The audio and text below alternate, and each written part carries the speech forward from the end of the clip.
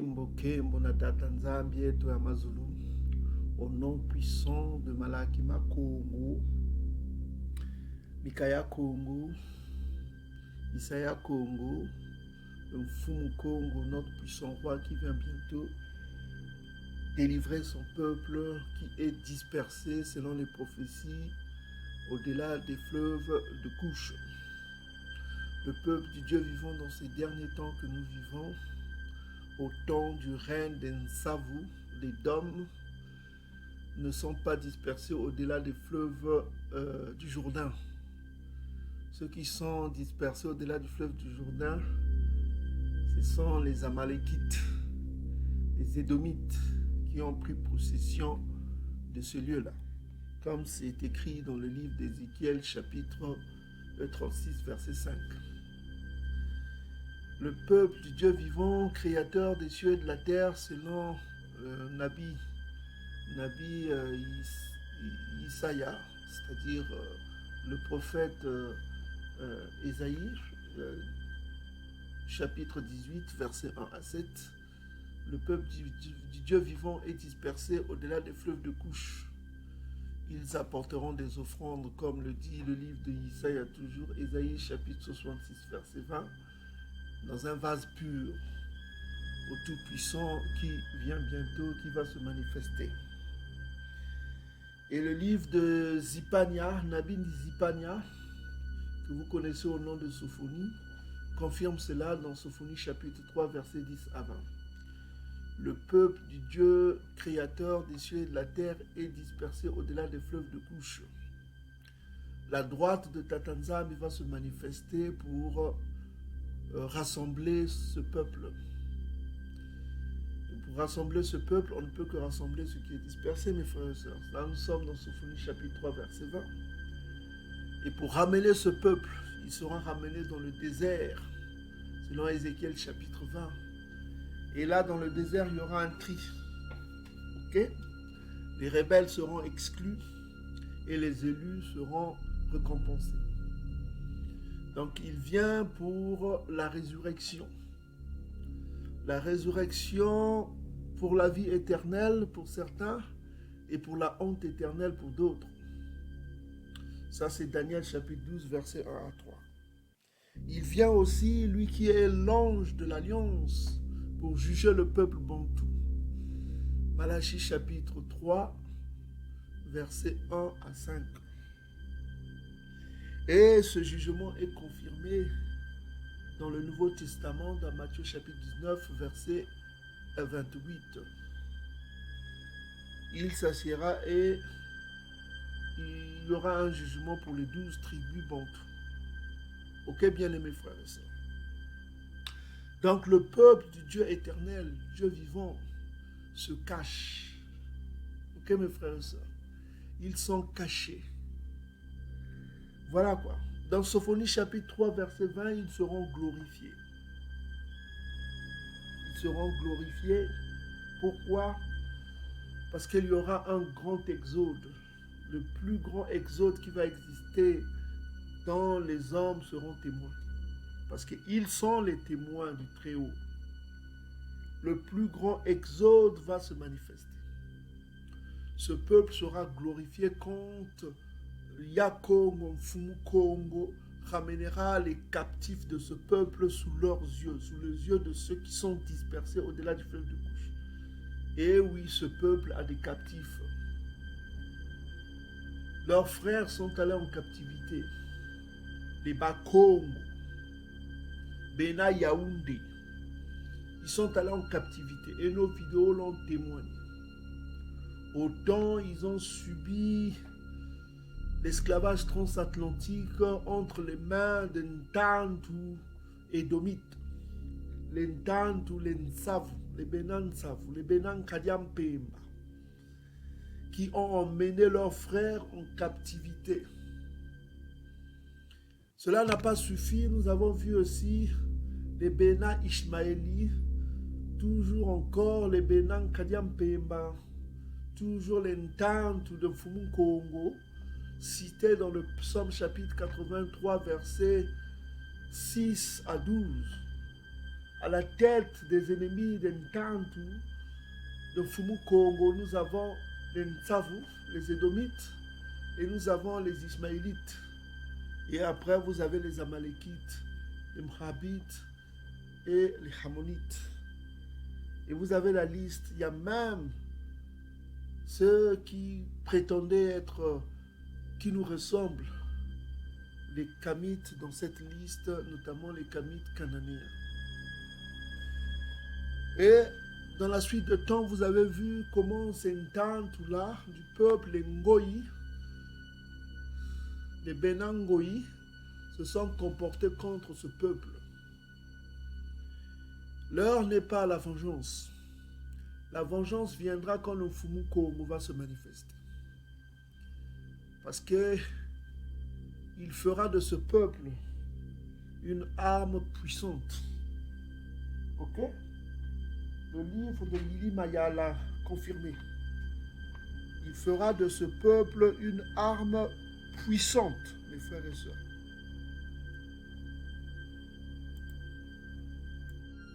Il fera de son peuple Bantu et Congo une arme puissante contre les Ngoï. Le psaume chapitre 149, versets 1 à 9 vous le confirme. Ne vous trompez pas. Ce peuple est un agneau aujourd'hui. Demain, ils seront des lions redoutables. Béni soit Beluka Atatanzambie Toyamazulu, le Très-Haut qui nous a donné dans ces derniers temps l'esprit Congo pour que l'on voie ce que les Ntantu nous ont caché. Le nom de Nzambi est dans le coma. Le nom de Congo est dans le coma. Tout cela a été caché, mais tout cela est révélé dans ces derniers temps. Pourquoi révélé? Parce que Mfumu Congo va se manifester. Et il reste peu de temps aux Ntantu, Ntsavu et leurs alliés. Donc, Beluka à tous ceux qui nous écoutent dans les réseaux sociaux. Beluka à tous ceux qui font un travail magnifique pour nourrir le peuple, Bantu, partout où ils sont. Dans l'obéissance au coma de Bankaka, dans l'obéissance à ce que nous ont laissé nos Bankaka, le coma, Nabi Massa nous a laissé beaucoup. La loi qui vient de Tatanzambieto, selon Néhémie chapitre 8, verset 8. La loi à laquelle nous devons obéissance. Ok? Voilà quoi. La loi est venue avec Massa. La grâce et la loi et la vérité est venue avec Isaïe.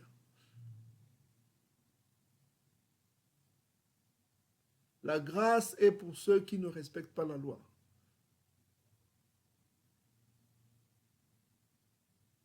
Est-ce que vous comprenez? La grâce est pour ceux qui ne respectent pas la loi.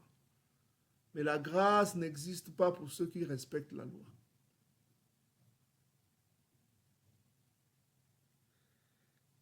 Alors, bien-aimés frères et sœurs, pour résumer ce que nous avons dit dernièrement, nous allons vous révéler le nom de Isaac.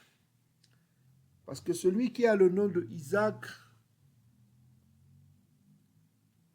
parce que beaucoup de Mbwazantantu, c'est-à-dire les chiens de l'ennemi, viennent souvent, cherchent à corrompre le peuple pour amener le peuple vers les religions Ngoï, le polythéisme égyptien, que ce soit le christianisme édomite, l'islam ishmaélite ou le judaïsme amalékite. Donc les Mbwazantantu viennent souvent, cherchent à corrompre le peuple pour amener le peuple vers l'égyptologie, le polythéisme égyptien, en disant que oh, les personnages bibliques sont fictifs. Voilà quoi. On a fait un documentaire qui atteste que le coma est vrai, le coma a des appuis archéologiques et historiques qui témoignent de cela. Mais le plus grand témoignage, c'est que Tata Nzambi a dit que, l'Esprit Congo a dit que vous êtes mes témoins. Ok, vous êtes mes témoins. Les témoins, c'est le peuple qui est dispersé au-delà des fleuves de couche. Les livres d'Entantu et de Mythes confirment cela. Que ce peuple parle le paléo-hébreu. Ce peuple a été colonisé par les Romains, avant les Romains, les Grecs. Et le langage de ce peuple-là était le paléo-latin pour certains, le paléo-grec pour d'autres, qui s'appelle le Kouané. Et on trouve les traces de ce langage au sein de ce peuple. Est-ce que vous commencez à comprendre? Donc, Belouk à tous ceux qui nous écoutent ici présents, on va rappeler ce qu'on a dit dernièrement. Dernièrement, on a parlé de la bénédiction de Yankaba, citée dans Genèse chapitre 27, versets 28 à 29. On a dit que bénis soient ceux qui te béniront, maudits soient ceux qui te maudiront. Et que les peuples seront soumis à Yankaba. Cela est confirmé dans le psaume chapitre 47, versets 3 à 4, que les peuples seront soumis à Yankaba. Il dominera sur les peuples. Le peuple bantou domineront sur les peuples. Les peuples obéiront, seront des esclaves des bantous. Et cela est confirmé dans Ésaïe chapitre 14, versets 1 à 7. Ils domineront sur leurs oppresseurs. Ils domineront sur leurs oppresseurs. C'est écrit dans vos Bibles. Les bantous domineront sur leurs oppresseurs. C'est écrit noir sur blanc. Ok? Dans vos Bibles. Ça, vous devez le savoir. C'est ça, c'est l'agenda de l'archange Congo. Faire en sorte que les prophéties s'accomplissent. Et dans les bénédictions de Isaac, celui que vous appelez Isaac, dont nous allons découvrir le nom, il est explicite. Hein? Il dit que Yankaba, qui est dispersé au-delà du fleuve de couche, ils domineront sur leurs oppresseurs. Ce n'est pas Yann Siba qui le dit, on va le lire rapidement. Parce que vous pouvez lire chez vous le psaume chapitre 47, verset 3 à 4, qui confirme cela. Il mettra les ngoïs sous les pieds des bantous. Ça veut dire quoi? Domination. Voilà. Ça, le christianisme édomite, l'islam ismaélite, le judaïsme amalékite, les religions d'Entantu ne vous l'enseigneront pas. Alors, bien-aimés frères et sœurs qui sont ici présents, réjouissez-vous d'être Bantou, réjouissez-vous d'être Bakongo, réjouissez-vous d'être le peuple de Dieu vivant. Parce que grande sera votre récompense. J'ai vu des vidéos publiées par des frères, même les Ngoïs de l'Inde voient dans la prophétie que quelque chose va se manifester en Afrique centrale. Un lion qui circule en Afrique centrale. On vous a publié dernièrement des vidéos des Ngoïs qui confirment cela. Quelque chose va arriver. Quelque chose de grand. Mfumu Congo va se manifester. L'archange Congo, l'ange de l'alliance, mes frères et sœurs, grande sera votre joie en ce jour-là quand il se manifestera. Écoutez le coma de Bankaka, parce que dernièrement on a parlé de la bénédiction de Yankaba, Jacob. Ok? Pour ceux qui ne nous avaient pas suivis, on va réitérer la bénédiction de Yankaba. Donc c'était dans Genèse chapitre 27, à partir du verset 28 à 29. Donc 28 à 29 dit quoi? Que Dieu te donne de la rosée du ciel et de la grâce de la terre. Donc ça, c'est une même bénédiction que va recevoir aussi son frère Nsavu, Ésaü. Et vous allez voir comment les théologiens ont voulu changer cela en négatif pour Ésaü. Alors que Ésaü demande une bénédiction, les théologiens vont changer cela en suite de temps pour faire cela en négatif. Regardez attentivement. Que Tatanzami te donne de la rosée du ciel, dit Isaac à son fils Yankaba. Parce qu'on utilise encore le mot Isaac pour ne pas brouiller les pistes, parce qu'on va vous révéler son nom. Ok? Que Tatanzami donne de la rosée du ciel et de la graisse de la terre. La graisse de la terre, ça veut dire la fertilité. Hein. Du blé et du vin en abondance, toujours la fertilité. Ok? Verset 29. Que des peuples te soient soumis, que des peuples te soient soumis, et que les nations se prosternent devant toi. Sois le maître de tes frères, et que les fils de ta mère se prosternent devant toi. Les fils de ta mère se prosternent devant toi. Ça, vous pouvez le lire dans Apocalypse chapitre 3, verset 9. Ceux qui se disent Yaoundé, qui ne le sont pas, ok, se prosterneront devant les Bantous. Ceux qui se disent Yaoundé. Vous connaissez ceux qui se disent Yaoundé qui ne le sont pas. Apocalypse chapitre 3, verset 9. Que vous dit Apocalypse chapitre 3, verset 9? Mes frères et sœurs, prenez vos Bibles, vous lisez vous-même Apocalypse chapitre 3. Les fils de ta mère, de qui parle-t-on? On parle de Édom. Édom, le fils de ta mère. Puisqu'ils sont des jumeaux. Les fils de ta mère, dans le futur, se prosterneront. Dans le futur, prosterneront devant toi. Devant toi. Mais c'est écrit dans Apocalypse chapitre 3, verset 9. Voici, je te donne ceux de la synagogue de Satan, qui se disent Yaoundé, et qui ne le sont pas, mais qui mentent. Mais qui se dit partout qu'il est Yaoundé? Oh, je suis Yaoundé, je suis Yaoundé. On vous a dit ceux qui se déguisent, non? Donc vous voyez que c'est quoi? C'est qui ce gens-là? C'est les fils de ta mère. C'est Nsavu, c'est Ésaü. C'est simple à comprendre. Hein? Il ne suffit pas, je ne sais pas, vous n'avez pas besoin d'un bac plus 5 pour comprendre cela. C'est simple. Hein? On vous prophétise ici, on dit que les fils de ta mère, sa mère c'est qui? C'est les Béka. Ils sont jumeaux. Les fils de ta mère, ça veut dire quoi? On parle de qui? On parle des fils de ta mère. On parle des fils de ta mère, ceux qui viendront de ton frère jumeau, là. Ils se prosterneront devant toi. Mais qui se prosterne devant toi ici? Regardez Apocalypse chapitre 3, verset 9. Que vous dit Apocalypse 3, verset 9? Voici, je te donne ceux de la synagogue de qui? De Satan, qui se disent Yaoundé, mais qui ne le sont pas, mais qui mentent parce qu'ils ont pris possession de Yaoundé selon Ézéchiel chapitre 36 verset 5. Voici, je les ferai venir se prosterner à tes pieds. Aux pieds de qui? De Yankaba, et connaître que je t'ai aimé. Je t'ai aimé. Qui est aimé? Romains chapitre 9 verset 13. J'ai aimé Yankaba et j'ai eu de la haine pour le Nsavu, pour Ésaü. C'est ça qu'on dit ici, c'est clair. C'est clair, c'est limpide. Quand on dit que j'ai aimé Yankaba et j'ai haï, Yankaba représente la miséricorde. Et Ésaü représente quoi? L'iniquité, l'homme impie. On a d'ailleurs publié une vidéo en anglais, vous pouvez voir dans le site officiel. Hein? Ok? Donc, ça, nous rentrons dans Hébreux chapitre 1, verset 9. L'iniquité représente... L'iniquité, ça veut dire quoi? La méchanceté.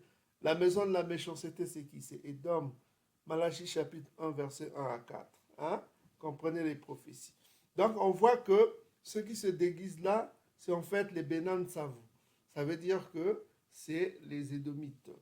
Ok, mes frères et sœurs, ils se prosterneront devant toi, devant qui? Yankaba. Ça, c'est la bénédiction de Yankaba. Ok? Maintenant, on dit, maudit soit quiconque te maudira, béni soit quiconque te bénira. Donc, ça, c'est une prophétie qu'on avait donnée à son grand-père. Voilà quoi. Dans Genèse chapitre 12, verset 3, Aban. Hein? On avait dit à Aban, béni soit celui qui te bénira, maudit soit celui qui te maudira. Vous pouvez lire dans Genèse chapitre 12, verset 3. Si je ne me trompe pas, et puis surtout confirmé dans Nombre chapitre 22, verset 12, et surtout dans Nombre chapitre 24, verset 9. Hein. Béni soit ceux qui te béniront, Maudit soit ceux qui te maudiront. Donc, voilà quoi. Donc, ça, c'est la bénédiction de Yankaba, de Bena Bantu, les Bantus et les Bakongo. Le peuple Congo et le peuple Bantu, ça, c'est leur bénédiction. Mais cette bénédiction ne viendra que après la chute d'Édom. C'est logique parce que Édom est la fin de ce siècle. Nous l'avons vu dernièrement. Cette bénédiction ne viendra que, nous sommes dans 2 Esdras chapitre 6. Ça, c'est les apocryphes. Hein. Vous allez dans lire la Bible.net, on vous l'a déjà dit. Vous avez les apocryphes de Tob. Tob, c'est, voilà quoi. Dans d'autres versions, on dit 4 Esdras. Ici, c'est 2 Esdras chapitre 6, verset 9. On vous dit exactement Isso est la fin de ce siècle et Yankaba est à l'origine du suivant. Donc, la fin du monde rimera avec, comment on appelle, la domination, le règne de Ntsavu, de Edom, et Yankaba est à l'origine du suivant. Ok, vous commencez à comprendre. Hein?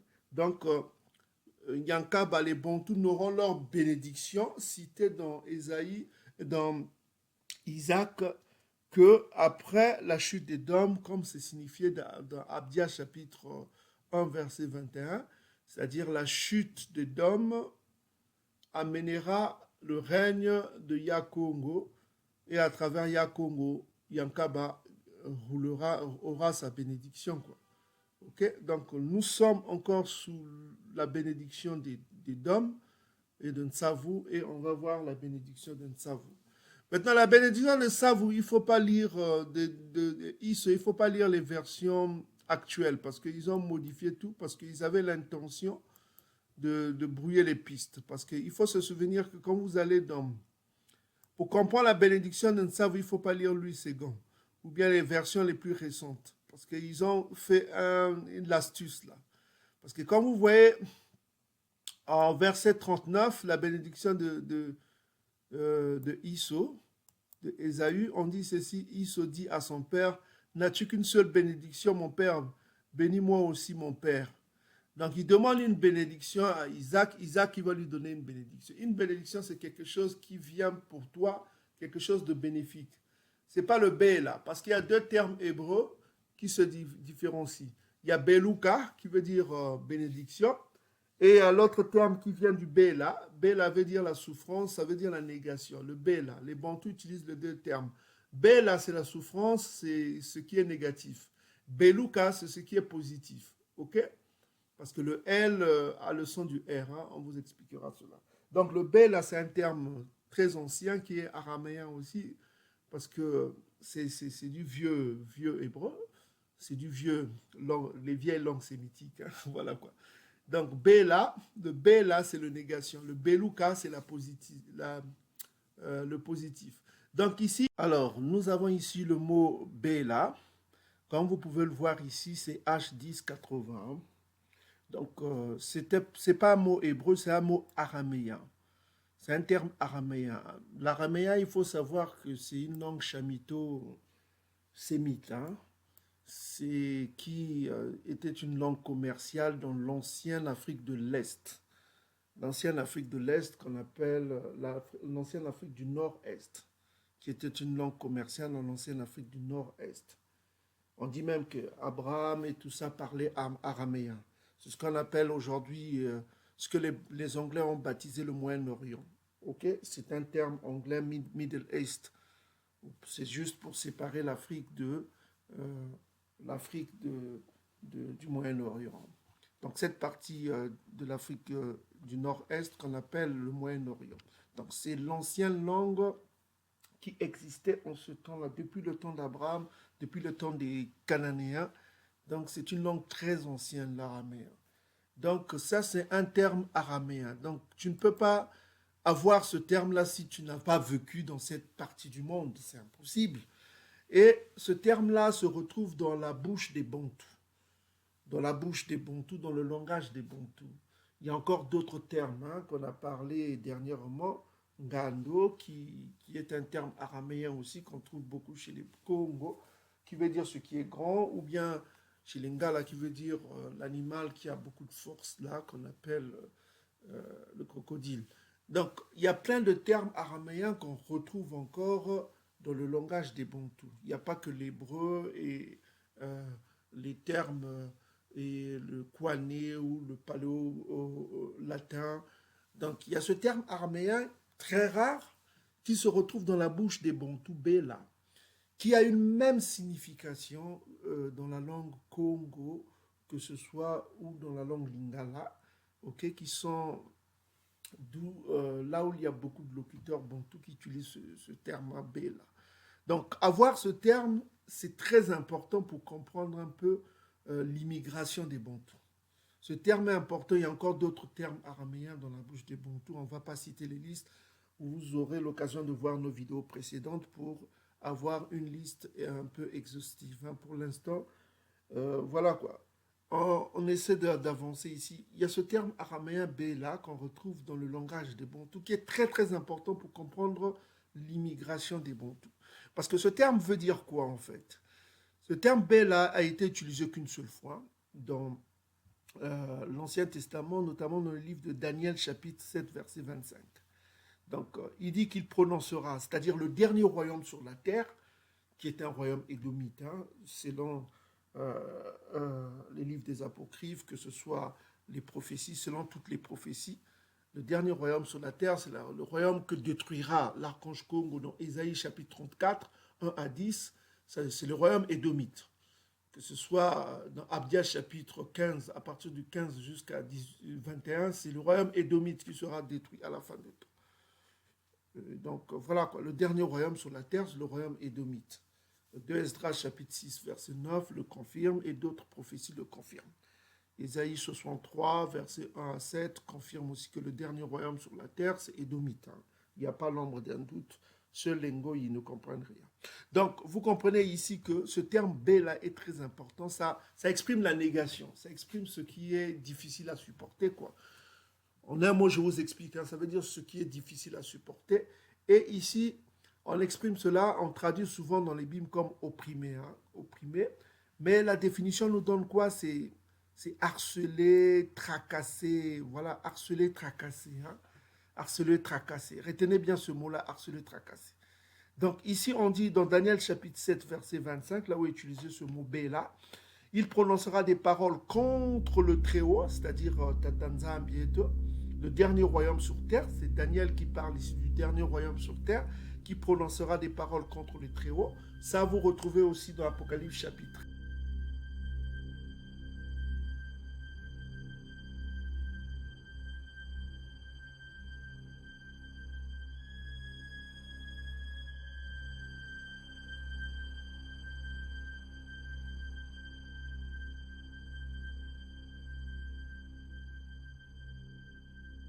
Royaume sur terre, qui prononcera des paroles contre le Très-Haut. Ça, vous retrouvez aussi dans Apocalypse chapitre 13, hein, prononcer des paroles contre le Très-Haut. Il opprimera, on vous met Bela. Donc, il opprimera les saints du Très-Haut, c'est-à-dire le peuple Bantou, les saints, c'est les Bantous, on vous a démontré cela. Il opprimera les saints du Très-Haut et il espéra changer les temps et la loi. Donc, il a fait en sorte de changer le temps, c'est-à-dire avec son calendrier. Hein. Le calendrier qui était lunaire avant, il est devenu luno-solaire avec Édom. Donc Édom a changé le calendrier avec le nouveau calendrier que nous avons. Vous avez plein de calendriers romains. Hein. Nous sommes sous le calendrier romain actuellement. Il faut le savoir. Nous ne sommes pas sous le calendrier qui existait pour le peuple du Dieu vivant. Donc, il a changé la loi, hein. Il a changé la loi aussi, vous voyez. La loi, le sabbat n'est plus comme avant, le 7e jour, le sabbat, le temps de la nouvelle lune, comme c'est exprimé dans le livre d'Ésaïe 66. Hein. Mais c'est devenu, le sabbat est devenu le dimanche. En anglais, on appelle Sunday, qui veut dire le jour du soleil, quoi. Par rapport au dieu romain, Sol Invictus, okay, le dieu romain. Donc, on voit qu'il a changé tout ça. Voilà, les saints, c'est-à-dire les saints, c'est qui? C'est les Bantous, seront livrés entre ses mains pendant un temps, des temps et la moitié d'un temps. Retenez bien ça. Vous comprendrez nos vidéos prochaines en retenant cela. Ce verset est intéressant pour que vous compreniez nos vidéos qui vont venir bientôt. Donc, c'est-à-dire que les saints seront livrés entre ses mains, entre les mains du dernier royaume sur terre. Est-ce que vous comprenez? Les saints seront livrés entre ses mains pendant un temps, des temps et la moitié d'un temps. Ça, c'est une prophétie qui rejoint Ésaïe chapitre 47, verset 6. Regardez, Ésaïe chapitre 47, les saints seront livrés entre ses mains. Regardez, j'étais irrité contre mon peuple. J'avais profané mon héritage et je les ai livrés entre tes mains. Les mains de qui? Si vous allez dans Ésaïe chapitre 47, verset 1, on parle de la fille de Babylone, la fille des Chaldéens qui n'est que Édom, selon le psaume chapitre 137, versets 7 à 9. Est-ce que vous commencez à voir plus clair? C'est beau les Écritures. Hein? Donc les saints seront livrés entre ses mains. Daniel chapitre 7, verset 25 parle de qui? Du peuple de Dieu. Parce que j'étais irrité contre mon peuple, dit l'archange Congo. J'avais profané mon héritage, je les ai livrés entre tes mains. Les mains de qui? De la fille de Babylone, qui n'est autre qu'Édom, la fille de Babylone, et qui est Édom, selon le psaume chapitre 137, versets 7 à 9. La fille de Babylone. On ne parle pas de la Babylone ancienne, la fille de Babylone. Donc, la Bible fait une différence entre Babylone ancienne et la fille de Babylone. Ok? Tu n'as pas eu pour eux de la compassion, tu as durement apaisanti ton joug sous le vieillard. Apaisantir son joug sous le vieillard, c'est le même sens que Béla, faire souffrir le peuple. Parce qu'il faut savoir que Béla, là, ça représente quoi en langue Congo? Regardez, parce que le Béla, ce n'est pas la bénédiction. Ici, on traduit harceler, tracasser constamment. Chez les Congo, Béla veut dire quoi? Béla, ça veut dire haïr, détester, éprouver du dégoût. C'est ce que Édom a fait. Hein? Le dernier royaume, il a détesté le peuple. Il a méprisé. Ça veut dire mépriser. Ok, Béla veut dire mépriser en langue Congo. Et Béla veut dire avoir réprimandé, punir. Ok, il a fait punir le peuple. Ok, Béla exprime aussi de la haine. Mais ce qui est important pour comprendre le Béla, ok, autant en langue lingala, ça veut dire en langue lingala, ça veut dire souffrir, hein, c'est-à-dire être malade. Ok, donc Béla, c'est ce qui exprime ici. Maintenant, si vous descendez un petit peu, vous avez Béla qui veut dire quoi? C'est être malade. Béla veut dire être malade. Ok, être malade. Et puis on exprime ici Béla, au pluriel ma Béla, qui veut dire la maladie, état maladif. Ok? Or, il faut savoir la maladie, c'est quoi? Si vous allez dans le synonyme, vous avez la maladie qui veut dire quoi? Ça, c'est synonyme. Vous avez la maladie. Parce que Béla, c'est être malade. Hein? Maladie veut dire quoi? Ça veut dire la souffrance. Si vous cliquez sur souffrance, voilà. Maladie veut dire souffrance. Souffrance vous donne quoi? C'est torture. Souffrance vous donne torture. Or, torture, ça veut dire torturer. Ok? Ça vient du verbe torturer.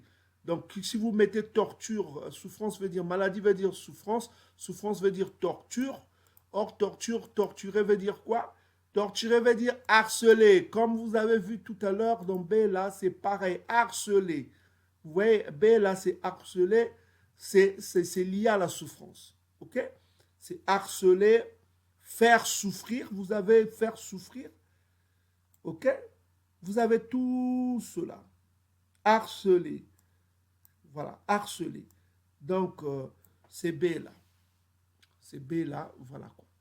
Donc, il faut comprendre que ce mot araméen est important. Donc, nous venons de voir tout à l'heure que Édom, en venant vers son père, Isaac, il n'a pas demandé, le Béla, il a demandé le Bélouka. Vous comprenez, le Bélouka, qui veut dire la bénédiction. C'est le contraire de Béla. Ok? C'est le contraire de la souffrance, de l'harcèlement, de ce que les Congos définissent comme la punition. Ok? Ce que les Congos définissent, le Béla, c'est plutôt la condamnation, c'est condamné. Vous voyez, le Béla, c'est ça, c'est condamné, c'est la punition. Il ne vient pas de venir demander. Donc, ce que Isaac va faire, Isaac va lui accorder sa bénédiction. Parce qu'il demande la bénédiction, parce qu'il demande à son père, il n'y a plus de bénédiction pour moi. Parce que tu as tout donné à Yankaba. Il va recevoir la bénédiction et nous allons examiner la bénédiction de Ésaü, si ça correspond avec ce qu'il a reçu dans ces derniers temps. Ok? Voilà, voilà. Il n'y a pas le lo. Hein. Lo veut dire négation en hébreu. Il n'y a pas la négation dans la version hébraïque, encore moins dans les versions anciennes. Donc il dit qu'il sera privé de la rosée du ciel. Donc vous allez vous dire que donc il sera privé de l'eau, il sera privé de graisse de la terre. Graisse de la terre, de la fertilité, quoi, de la terre, donc sa terre ne sera pas fertile. Quoi. Or, ce n'est pas ce que dit la version, la traduction hébraïque, encore moins la traduction ancienne. Donc, on va aller voir les traductions les plus anciennes, vous allez voir que ça, c'est faux, ça, ce qu'ils disent. Parce que quand tu es privé de quelque chose, ça veut dire que ce n'est pas une bénédiction, c'est le béla. Hein? Ok? Donc, quand on vient dans les traductions les plus anciennes, vous voyez que, en remontant, vous voyez voir que Édom a fait quelque chose de subtil là. Ok? Pour ne pas qu'on parle de lui, pour qu'on ne voit pas que c'est lui, quoi. Le Kadiampe. Ok? Il veut, en quelque sorte, brouiller les pistes. C'est pourquoi il faut faire attention avec les traductions, mes frères et sœurs. Maintenant, regardez la traduction la plus ancienne. On va prendre de 1535. 1535, là, nous sommes au XVIe siècle, bien avant la publication de King James. Hein. Donc, et Isaac, son père, répondit en lui disant, voici, des graisses de la terre fera ton habitation. Donc, on voit que c'est la même bénédiction qu'a reçue Yankaba dans Genèse chapitre 27, verset 28. Donc, sa terre sera bénie. Et la rosée de la terre sera d'or, c'est-à-dire que sa terre sera bénie. Son habitation, il fera, c'est-à-dire que des graisses de la terre fera ton habitation. C'est-à-dire la fertilité, quoi. On parle de la fertilité de la terre. Parce que le mot graisse, c'est la fertilité. Hein. Le mot utilisé ici, c'est le mot hébreu pour la graisse, là. Quand on parle de la graisse de la terre, le gras, le mot utilisé, c'est... vous avez ici, Strong Concordance, c'est 40. Alors là, c'est intéressant. Hein. Le script Bantu utilise un terme Congo. Quand on voit ici, en fait, le terme ici, c'est Massima. Massima. Masma ou Massima. OK? Donc, ici, vous avez le même, c'est-à-dire le même, c'est en paléo-hébreu, c'est ce que vous voyez ici. Et puis vous avez quoi? Le signe. Le signe, c'est comme un S. Hein? Ça peut être le S, ça peut être le che. Le che comme shisa, en langue Congo, shisa qui veut dire abandonner ou laisser, hein? Shisa. Et vous avez encore le même, hein? Le même comme on dit muntu, hein? C'est le même. Et à la fin, vous avez le nun. Ok, le nun, c'est le N. Hein? C'est le N, mais en paléo-hébreu, c'est la forme d'un Y que vous voyez ici. Ok? Donc ça, c'est l'écriture amalékite. Hein? C'est Amalek qui utilise cette écriture-là. L'ethnie édomite. Ok? La force des dômes. Donc, on voit ici que le terme utilisé, c'est ça qui se traduit comme grâce, grâce, grâce. Vous voyez, grâce. Viande grasse ou graisse fertile. Vous voyez, c'est fertile. C'est la fertilité de la terre. Quand on parle de grâce, c'est la fertilité de la terre, comme on dit. C'est la traduction qu'on donne ici. Mais le mot, ça veut dire aussi endroit fertile. Regardez, endroit fertile. On parle en fait de la fertilité de la terre. Quand on parle que Édom héritera de ceci, on parle de la fertilité de la terre, mes frères et sœurs. On ne parle pas de... je ne sais pas. Maintenant, regardez, ce qui est intéressant, c'est l'origine de ce mot. De ce mot que le scribe... C'est un mot utilisé chez les Bantous, chez les Congos notamment. Regardez, le mot, c'est... L'origine de ce mot, c'est... Vous avez le S, le signe, vous avez le même, et le nun à la fin. Donc le nun, on ne va pas le prononcer, hein, comme avec maïm. En hébreu, on dit maïm, on ne dit pas maïm, on prononce maï chez les Bantous. Ok? Maï. Donc ici, on peut prononcer Sema, Sama, Shama ou Sima. Ok? Parce qu'il y a toujours le son qu'on appelle le son biphonique. Hein? Le bon son biphonique qui traduit un peu les langues paléo-hébraïques. Hein? Paléo-hébraïque, le son biphonique. Donc nous avons le SM. Donc ce n'est que des consonnes. Donc on peut dire Sema, Sama. Ici en l'occurrence, il dit Sama parce que Édom Amalek a ajouté ce qu'ils appellent les dagesh. Amalek ajoute les dagesh pour donner un son qui lui est propre. Ok? Donc, maintenant, pour comprendre le vrai sens, on va aller au-delà du fleuve de l'Éthiopie parce que nous avons deux consonnes ici. Un son biphonique, deux consonnes, SM. Parce que le nun à la fin, le N, on ne va pas le prononcer, c'est une consonne finale qui ne se prononce souvent pas hein, en hébreu. Je vous ai donné l'exemple de Maïm. On dit Maïm, mais on prononce Maïm. Ok, mes frères et sœurs. Donc, qu'est-ce qu'on va prononcer? On peut prononcer plusieurs fois. On peut plus Sama, Sema ou Sima. Maintenant, chez les Congos, il faut voir la signification pour que ça nous ramène vers les Congos. Chez les Congos, ici, on dit que ça veut dire gras, ça veut dire être ou devenir gras, engraisser. C'est toujours dans le sens, ce qu'on a vu, la fertilité. Donc, on va voir, est-ce que ça dit la fertilité gras? Quand on voit ici dans le dictionnaire de synonymes, effectivement, gras amène vers la fertilité, comme on a dit. Donc, ça sera une terre fertile, amène vers la fertilité. Alors, est-ce que c'est le Congo, c'est la même chose? Si on va chez le Congo, ça se prononce Nzima, Nzima. Nzima, ok, comme vous voyez ici, on va augmenter un petit peu pour... voilà quoi. Donc, si vous pouvez voir, vous qui êtes au fond, vous regardez, chez le Congo, ça s'écrit avec le Z, parce qu'on vous a dit que le Z a le son du S aussi, hein? Selon la prononciation des Bantous. Ok? Ok, donc, chez les Bantous, on prononce Nzima, Nzima, Nzima, avec le N. Le N, c'est juste pour donner un son fort, hein, dans les langues Bantous. Hein. Donc, Nzima, Nzima. Chez les Congo, c'est Nzima, qui veut dire grande grâce. Comme vous voyez, voir grande grâce. Ok? Grande grâce ou graisse, quoi. Ok? Donc, or, grâce, là, grâce, grande grâce, ça veut dire quoi? Grâce, c'est la fertilité. Si vous voyez grâce, dans le synonyme, c'est la fertilité. Toujours la fertilité. Donc, ça sera une terre ferme. Ce sera une terre fertile. Ok? Et fertilité toujours. Donc, on comprend qu'on parle de la fertilité de la terre. Donc, c'est la même prophétie qu'on a donnée à Yankaba, et c'est la même prophétie qu'on donne à Édom, la fertilité de la terre, c'est-à-dire que sa terre sera fertile. Ok, bien-aimés frères. Donc, on revient encore dans Genèse chapitre 27, verset 39. On voit bien que en 1535, traduction Pierre-Robert Olivetan, nous avons ici, c'est bien le Belouka qui est là, c'est une bénédiction positive.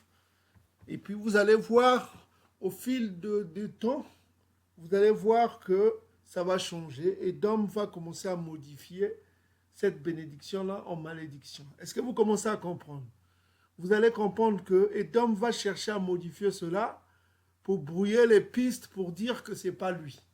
Vous voyez que là, c'est positif. On dit bien que Isaac, son père, répondit en lui disant, voici les graisses de la terre. On a vu que le mot graisse, en hébreu, ça veut dire fertilité. Hein? On a vu tout à l'heure, c'est la fertilité. Ça veut dire fertile. On a vu que le mot utilisé, c'est le mot qui donne la fertilité. C'est Massima. Massima qui donne la fertilité. On parle de fertilité, fertile. Ok? Puisqu'on a vu aussi l'origine de ce mot, c'est grâce qui donne fertilité. Ça veut dire fertile, tout ce qui est fertile. Ok? Donc on a vu que le mot indique la fertilité de la terre. Ok? Vous comprenez ce qu'on veut dire? Donc ici on dit Isaac et son père répondit lui disant voici la fertilité de la terre fera ton habitation. Donc il aura une terre fertile. Ok? La fertilité de la terre. On parle de la fertilité de la terre. Et l'hébreu confirme cela. On parle de la fertilité de la terre sera son habitation. Maintenant, vous allez voir que Édom va chercher à modifier cela au fil des siècles, les traductions. Pourquoi il modifie cela alors que les versions hébraïques anciennes n'indiquent pas la négation? Est-ce que vous commencez à comprendre? Et puis regardez maintenant King James, on sommes en 1611, en 1611, là où dans King James, là où il y a le nom de Nzambi, Nzambia Beto, le nom de Nzambi. Hein?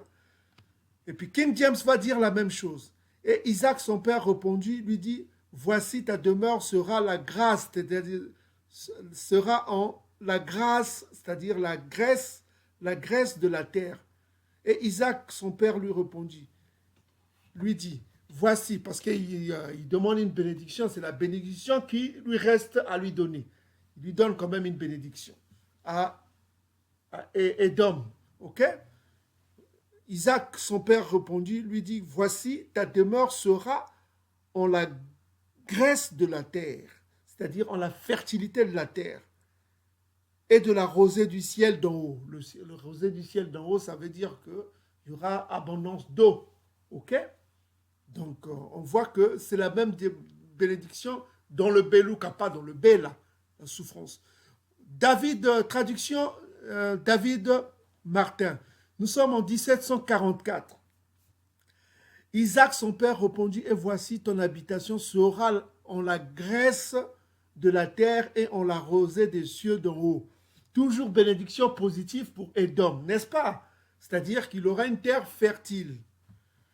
On continue. Nous sommes au XVIIIe siècle, 1759. Et Isaac, en étant touché, dit, voici ta bénédiction sera dans la graisse de la terre et dans la rosée du ciel qui vient d'en haut. Toujours bénédiction positive. N'est-ce pas, mes frères et sœurs? Donc, nous évoluons. Nous sommes au XVIIIe siècle. Là, nous rentrons nous sommes au XIXe siècle maintenant. 1831. Son père, Isaac, répondit, lui dit, ta demeure sera dans un pays gras, c'est-à-dire fertile. Gras, on a vu que le mot gras veut dire fertilité, sur lequel descendra la rosée du ciel. Toujours bénédiction positive, 19e siècle. Donc nous sommes toujours au 19e siècle. Encore traduction, Pierre Guinet. Isaac répondit que c'est la grâce de la terre sera ton pâturage et avec la rosée du ciel. Traduction positive, toujours. Maintenant, nous sommes toujours au 19e siècle, Bible Oswald. Isaac, son père, lui répondit, voici, ta demeure sera de la graisse de la terre, de la rosée du ciel. Traduction positive. N'est-ce pas? On va continuer tout ça. Traduction positive aussi dans traduction Nelson, 18e siècle, 19e siècle. 19e siècle, traduction positive. On va continuer. Voilà. Traduction positive. Maintenant, on va voir là où ça commence à... Regardez, maintenant, nous sommes au 20e siècle. Traduction crampon. Regardez, c'est là où ça a commencé au 20e siècle, mes frères et sœurs. C'est là où il y avait le projet déjà de la création de l'État amalékite. On voit déjà que ça commence à changer. Ça commence à changer quoi? Au 20e siècle. Au 20e siècle, ça commence à changer.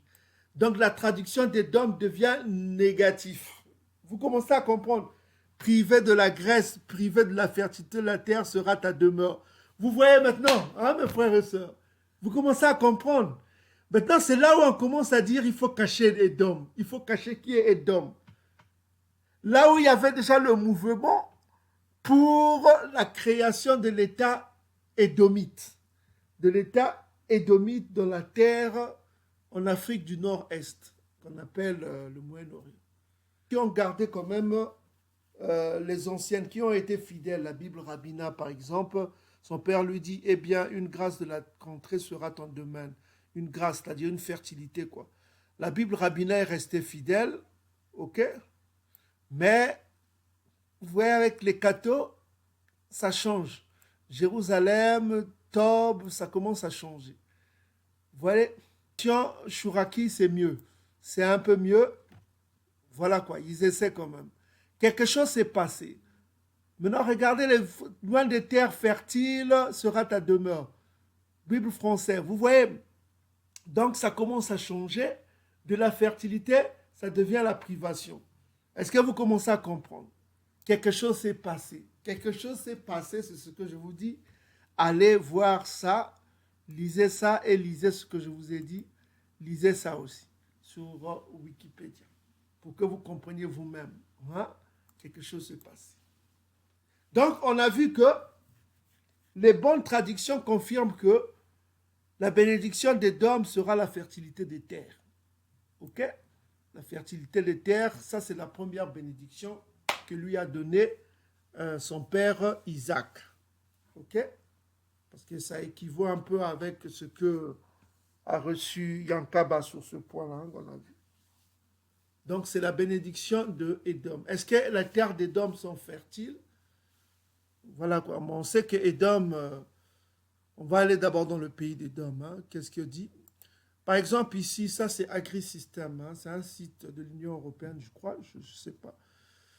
J'ai trouvé ça sur le net. Les 5 les plus grands pays producteurs agricoles dans le pays d'Édom. Ok, dans le pays d'Édom. Maintenant, en Europe, quoi.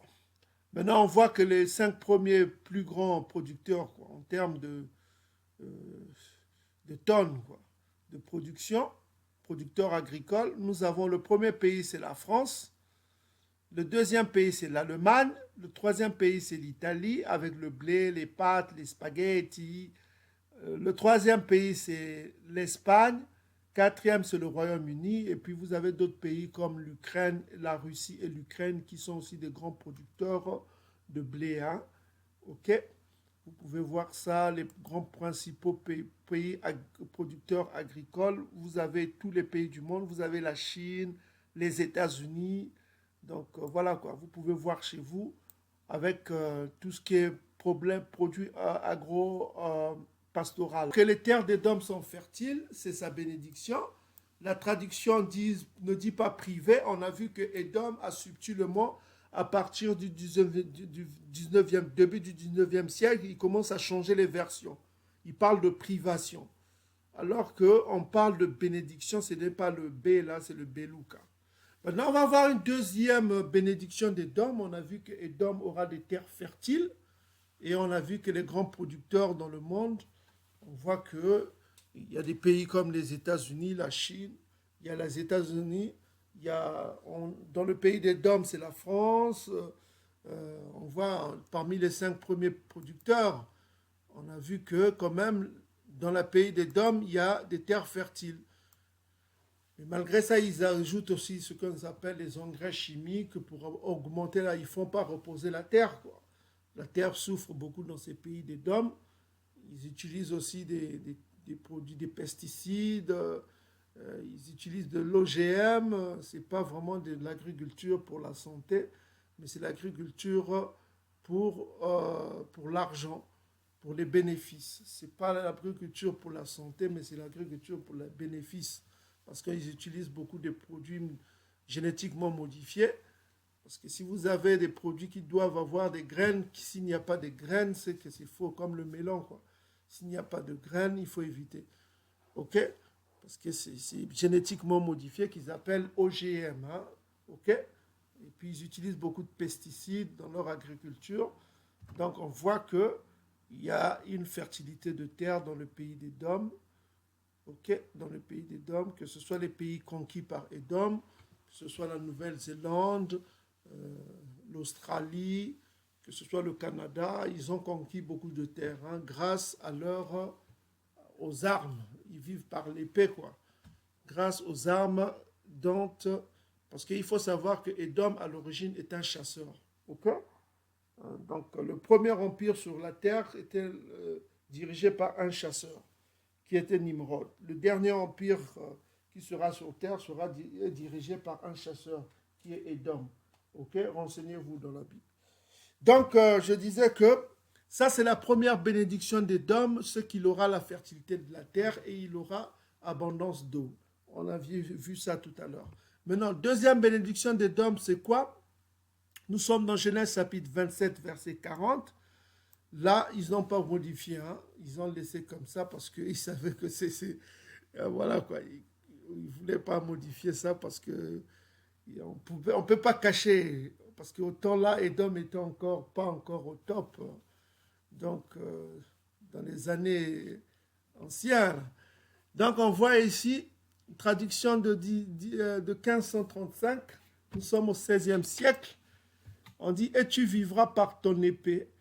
Et tu serviras à ton frère, mais il adviendra que tu domineras et tu secoueras son joug de dessus ton cou. Donc, voilà, il dominera son frère. Ça, c'est la bénédiction d'Édom. Hein. Il dominera Yankaba, quoi. et tu vivras par ton épée. Donc, l'épée fera vivre Édom. L'épée, c'est quoi? L'épée, c'est quoi? L'épée, c'est quoi? Regardez, l'épée, dans les synonymes, c'est une arme. L'épée est une arme, synonyme arme. Donc, il vivra par les armes. Vous comprenez, il vivra par les armes. Et voilà quoi, il fera des conquêtes avec ses armes et il gagnera l'argent avec des armes. Donc, on va voir, est-ce que Edom gagne de l'argent grâce aux armes? Est-ce que c'est un grand producteur d'armes? Parce que la bénédiction d'Edom ici, on a dit que sa bénédiction, il vivra par ton âme, au moyen de son arme, au moyen de son épée. Donc on a vu qu'il a conquis les terres grâce aux armes, grâce à son épée. Donc on sait qu'il a conquis beaucoup de terres, Edom. Il a conquis presque toute l'Amérique, que ce soit l'Amérique centrale, l'Amérique du Nord, l'Amérique du Sud. Tous ces pays sont dominés par les Édomites, de l'Argentine jusqu'au Canada. Il n'y a que des chefs d'État en majorité édomites, excepté dans certains contrées, en Bolivie, je crois. Il y avait Eva Morales, lui, il a été chassé, c'était un Indien, un autochtone, il a été chassé du pouvoir. Il a été chassé comme un vaurien, quoi. Voilà, Eva Morales, quoi. Et puis il reste que des Édomites ou des métis édomites, quoi. Donc, édomites indiens, quoi. Donc, ces pays-là ne sont rarement gouvernés par des autochtones, les anciens indiens qui étaient là-bas les premiers avant Édom.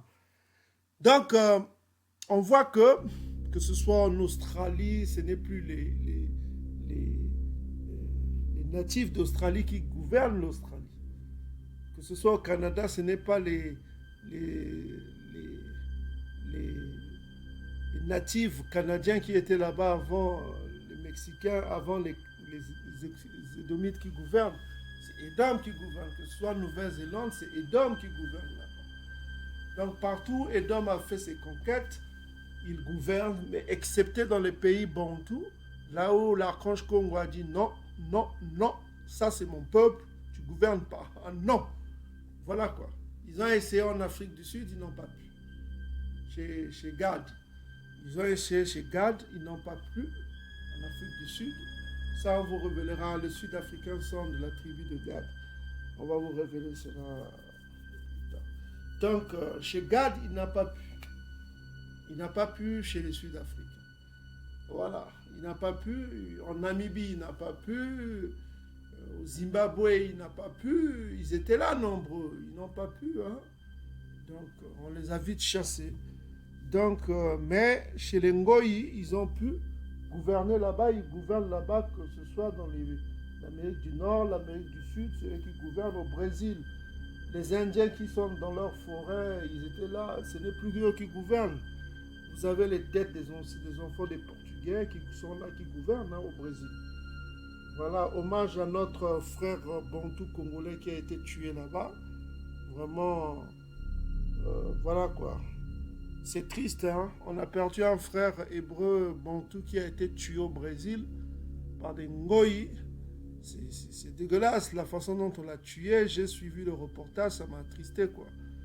Voilà quoi. Et on remercie beaucoup les Afro-Brésiliens qui ont marché, qui ont fait une marche contre cet acte de méchanceté quoi.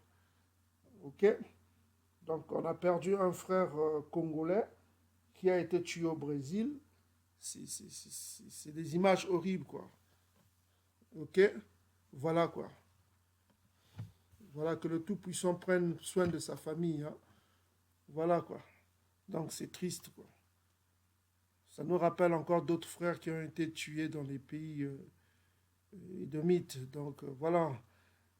C'est comme ça, mais il y aura la vengeance qui viendra en son temps. On a dit, tu vivras de ton épée et tu serviras ton frère, et il arrivera quand tu auras la domination que tu briseras son joug de dessus ton cou.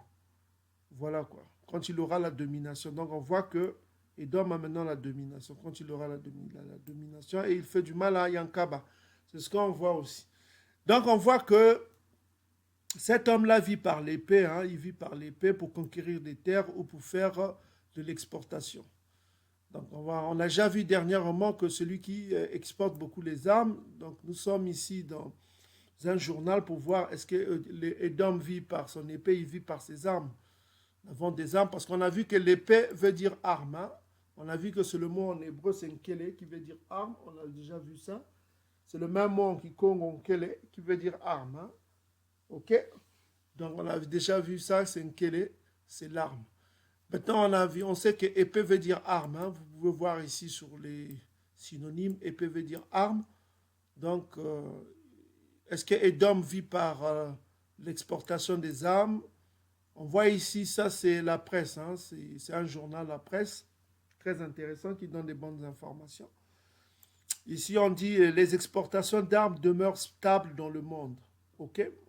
Donc là nous sommes aujourd'hui, ils disent, nous sommes aujourd'hui le dimanche 20 février, 20 février 2022. Ils disent que les exportations d'armes demeurent stables. Bon, on va voir qui sont. Donc, l'export reste dominé par Bosra. Bosra, c'est les États-Unis, qui s'arrogent 37% de la part de marché. Donc, ils ont plus 5 points. Ils ont gagné plus de ventes. La période entre 2011-2015. La période, donc, devant la Russie, qui tombe de 26 à 20, principalement en raison d'une baisse des exportations vers l'Inde. Donc la Russie a chuté dans la vente des armes parce qu'ils vendent beaucoup à l'Inde. L'Inde, c'est le deuxième pays qui importe beaucoup, qui achète beaucoup. Hein? Il y a deux grands pays qui achètent beaucoup. Il y a l'Arabie Saoudite, qui sont des acheteurs, okay? Parce que ces pays-là sont tellement faibles, ils n'ont pas des industries pour l'armement, et ils achètent seulement. C'est des acheteurs parce que l'Arabie Saoudite, avec ses vassaux, notamment les Émirats arabes unis, ils font une guerre au Yémen quoi, contre les rebelles Houthis, qui sont sous l'emprise de l'Iran, qui sont des chiites. Hein. Donc il y a une guerre qui se passe au Yémen. Donc l'Arabie Saoudite achète beaucoup des armes.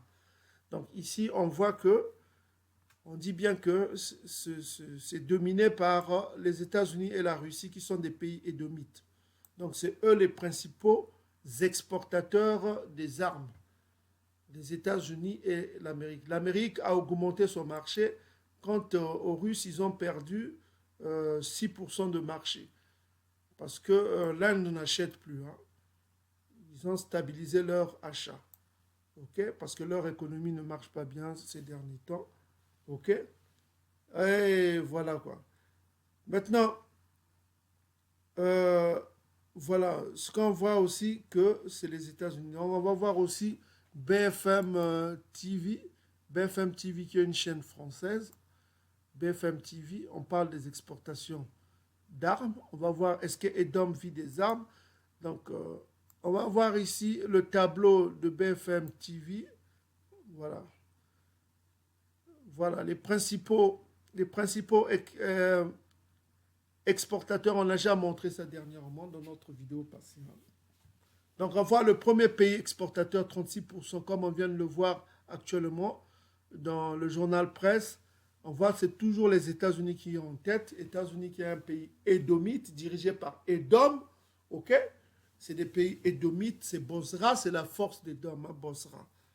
Okay, qui sera détruit par Yakongo. C'est Yakongo qui détruira Bosra. Aucun pays dans le monde, que ce soit la Russie ou la Chine, va détruire Bosra. Bosra sera détruit par lui-même, l'archange Congo. Ok? Donc ici, on dit les principaux pays exportateurs. Le mot exporter, ça veut dire vendre. Exportateur des armes, c'est les États-Unis. C'est les États-Unis.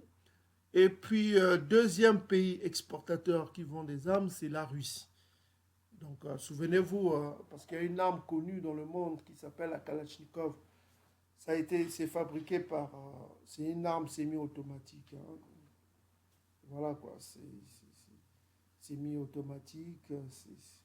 c'est performant, disant que c'est la meilleure arme du monde. C'est vendu partout dans toutes les armées du monde. C'est fabriqué par les Russes. Donc, et puis les Russes ont des systèmes de défense aussi les plus efficaces du monde. Aucun système de défense ne dépasse les systèmes russes. Ok? Donc, la Russie est le deuxième exportateur des armes. Encore un pays édomite qui ne vit que par les armes, comme Isaac l'a dit. Ok? Donc, on voit que les pays ishmaélites, comme l'Arabie Saoudite, eux, ils achètent. C'est des pays importateurs. Ils sont dans le côté d'importation. Donc, ce n'est pas, ils ne vivent pas par les armes. Et ils achètent pour faire la guerre. Voilà, à leur propre peuple, Ishmaël, du Yémen. Parce qu'ils ont peur de l'Iran aussi, qui cherche à se doter d'une arme nucléaire. Donc, c'est pourquoi l'Arabie Saoudite achète. On a d'ailleurs publié une vidéo que vous pouvez aller voir dans notre site Odyssée. Hein. Une vidéo là où on a dit qu'il n'y aura plus de... Les gens n'apprendront plus à faire la guerre. On a publié une vidéo, vous pouvez aller voir sur Odyssée sur ce problème-là. Donc, deuxième pays exportateur, vous avez la Russie. Troisième, c'est la France, l'Allemagne. Et puis cinquième, c'est la Chine. Sixième, c'est le Royaume-Uni. Septième, c'est Espagne. Huitième, c'est Amalek. Neuvième, c'est l'Italie. Et dixième, c'est la Corée du Sud. Donc, les 10 pays qui vendent plus, vous avez que des pays édomites, excepté 2 pays qui est la Chine et la Corée du Sud. Donc, on voit que la prophétie de Isaac, la prophétie de Isaac est formelle. Ça tombe à juste, tu vivras de ton épée. L'épée, c'est quoi? C'est l'arme, les armes. Donc, il vit par les armes. Ils font beaucoup d'armes. Donc, l'industrie de l'armement est très rentable. Hein, très rentable. Et ils font beaucoup de bénéfices, des bénéfices énormes. Donc, vous voyez, les armes qui tuent des gens, sont des gens qui se coulent, ils vont chez les dictateurs. Voilà, des dictateurs qui tuent leur propre peuple. Donc, Edom s'en fout, quoi. Ils vont tout, ils vont, quoi. Donc, c'est ça, quoi. Tu vivras de ton épée. Donc, vous pouvez voir toutes les traductions, c'est pareil. Hein. Ils n'ont pas modifié ici. On voit bien que Edom vit de son épée. OK? Et dans sa domination, il fait du mal à son frère Yankaba. Dans sa domination, il dominera à la fin de temps. Et c'est ce qu'on vient de voir. Donc, il faut savoir que le nom de Ésaü, ok, parce que la première lettre ici, c'est ce qu'on appelle le Aïn. Hein. C'est la forme d'Y chez Amalek, mais en paléo-hébreu jacobin, c'est à la forme de O, de 0. En paléo-hébreu, ça s'écrit comme un 0. C'est le Aïn. Ok, Aïn, ça indique un peu le pupille, l'œil. Hein, l'œil. Donc, le Aïn est souvent sourd. Pourquoi sourd? Parce qu'il est sournois, il se cache. C'est quelque chose qui doit se cacher. C'est quelque chose d'invisible. C'est quelque chose qui voit, mais sans être vu. Vous comprenez, le Aïn. C'est quelque chose qui voit, mais sans être vu. Donc, le Aïn est souvent sourd. C'est comme le Aleph aussi, la première lettre. Première lettre qui indique la divinité et le Aïn qui indique le secret, en quelque sorte. L'œil qui voit tout. L'œil qui voit, mais qui n'est pas vu. Donc le Aïn et le Aleph sont sourds. Ok? Sont sourds, sont silencieux, ne se voient pas. Donc on ne les prononce pas en paléo-hébreu. C'est pourquoi vous voyez ici, c'est le Aleph est silent et le Aïn aussi est silent. Ça veut dire silencieux. Donc au début d'une phrase, on ne va pas le prononcer. Maintenant, qu'est-ce qui nous reste? C'est le sin qui est le W. Et vous avez le Vav qui indique le O-U, V ou W. Donc ici, c'est la forme de V ou la forme de V. Donc on va pas dire, on va dire le V, on va l'accompagner avec le O ou U. C'est pourquoi on dit Nsav ou Nsav. Bon, Amalek prononce là comme Esav. Hein. C'est pourquoi vous voyez la prononciation d'Amalek est approuvée par tous ceux qui nous entourent, parce qu'ils croient qu'Amalek, c'est lui, le peuple du Dieu vivant, alors qu'il ne représente que Apocalypse chapitre 2, verset 9. Donc vous voyez que la prononciation est bonne chez les Bantous qui prononcent cela comme Ntsavu. Ntsavu, parce que vous avez le S et vous avez le Vav très fort qui donne Ntsavu avec le sens de vouloir, Ntsavu. Ntsavu. Alors, vous avez le même sens. Ici, on vous dit velu poilu. Et en langue Congo, on vous dit la même chose. Ntsavu, c'est quoi? C'est velu poilu. Vous avez la même signification. Ce n'est pas un hasard, mes frères et sœurs. Ce n'est pas un hasard parce que ces deux personnages ont vécu ensemble. Comme on vous l'a montré le nom de Yankaba. Ce n'est pas un hasard, mes frères et sœurs. Ne croyez pas que ce soit un hasard. Ne dites pas que oh, ça c'est un hasard, c'est une coïncidence. Non, ce n'est pas une coïncidence. Ce n'est pas des personnages fictifs. Ce n'est pas un hasard que le même mot hébreu indique le même mot en Kikongo. Ok? Ce n'est pas un hasard. C'est pas un hasard. Seul un incrédule endurci ne va pas comprendre cela. Donc, vous avez le mot Ntsavu qui veut dire chez les Bantous poilus, velus. C'est la même chose. C'est la même chose en hébreu. Et Sav ou Ntsavu, ça veut dire poilu, chevelu, hébreu, poilu, chevelu, velu. Donc, c'est ce qu'on tenait à vous dire. OK? Alors, que dit Wikipédia sur Isaac? Enlevez-moi cette photo. Hein. Mettez une photo appropriée comme toujours. Ça, c'est Edom dans sa promotion. Quoi. Celui qui se déguise, quoi. Celui qui se prosternera devant les Bantous. Donc voilà, enlevez cette photo. Isaac n'était pas vieux comme ça, comme on le décrit, il est toujours vieux, non. Il avait la fraîcheur de son âge. Ok. Donc voilà quoi. Donc on dit Isaac en hébreu, c'est Yitzhak. Yitzhak. Ok. Il rira en hébreu moderne. En arabe, Yitzhak. Yitzhak. Ok, est un pronom masculin d'origine hébraïque. Suivez bien, c'est un pronom d'origine hébraïque. Donc la racine est hébraïque, Yitzhak, qui veut dire il rira. Donc le yi là, c'est le yod, voilà quoi. C'est un pronom d'origine hébraïque. C'est sémitique, c'est hébraïque, c'est hébreu quoi. Ok, donc on dit ici, c'est un personnage de la Bible dans le livre de la Genèse. En référence à la Bible, il est également mentionné dans le Coran. Isaac est le fils d'Abraham et de Sarah, le mari de Rebecca, le père de Yankaba et de Ntsavu, Ésaü, le demi-frère d'Ismaël. Le nom d'Isaac, c'est le H3327. Donc, qu'est-ce qu'on a comme lettre? Nous avons le Yod, qui a la forme du Y. Au début d'une phrase, c'est très insistant. Le Yod, c'est comme le nom d'Israël, Yisolélé. Yisolélé. Donc, ça commence avec le Yod. Donc, c'est souvent avec un son Yi. Ça peut avoir un son Yé. OK? Donc, ici, en l'occurrence, avec un son Yi. OK? Et puis, la deuxième lettre que nous avons, c'est le Tsiadi. Le Tsiadi a un son de Tse. Comme je dis, Ntiba, Tsimba. Ntiba, Ntimba. OK? C'est le...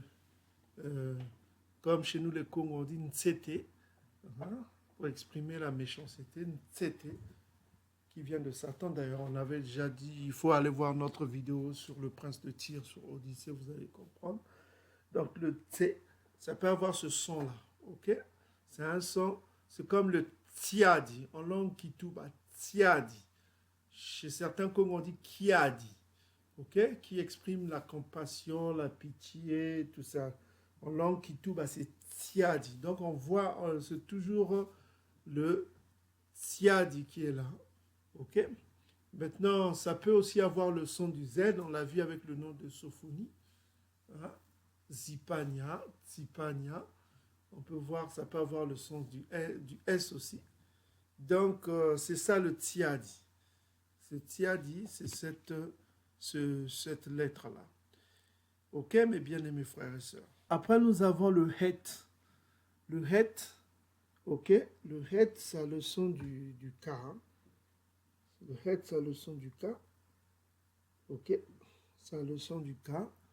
Et puis, nous avons à la fin le kof qui a aussi le son du Q ou du K.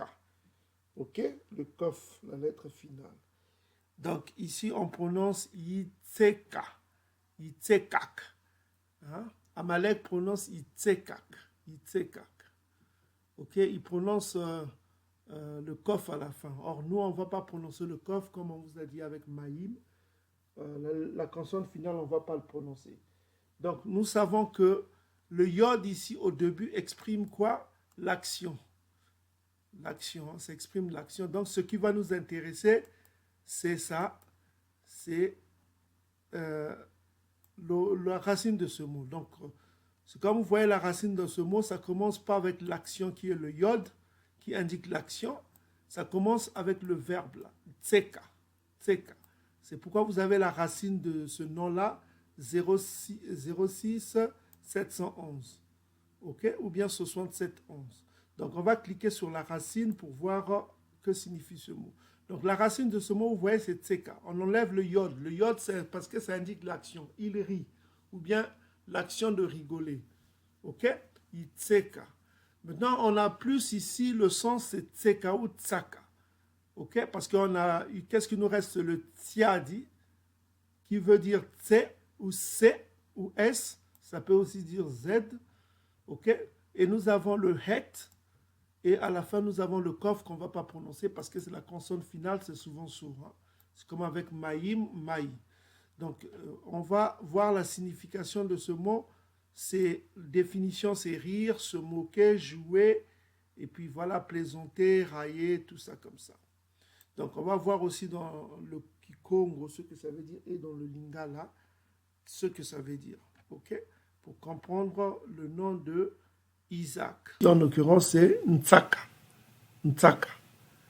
Ok, Ntsaka. Ntsaka. Maintenant, est-ce que ce mot-là, Ntsaka, on peut le trouver au-delà du fleuve de l'Éthiopie en ayant la même définition qui veut dire rire, jouer et moquer? Si on trouve cela, cela veut dire que le peuple du Dieu vivant est effectivement le peuple bantou. Parce que ce mot-là est un mot qui lie vocabulairement le peuple au peuple ancien. Ok? Donc, on a déjà vu Yankaba était lié à ce peuple. Maintenant, est-ce que Isaac aussi est lié à ce peuple bantou dispersé au-delà du fleuve de Couche? Maintenant, on va examiner le vocabulaire Kikongo.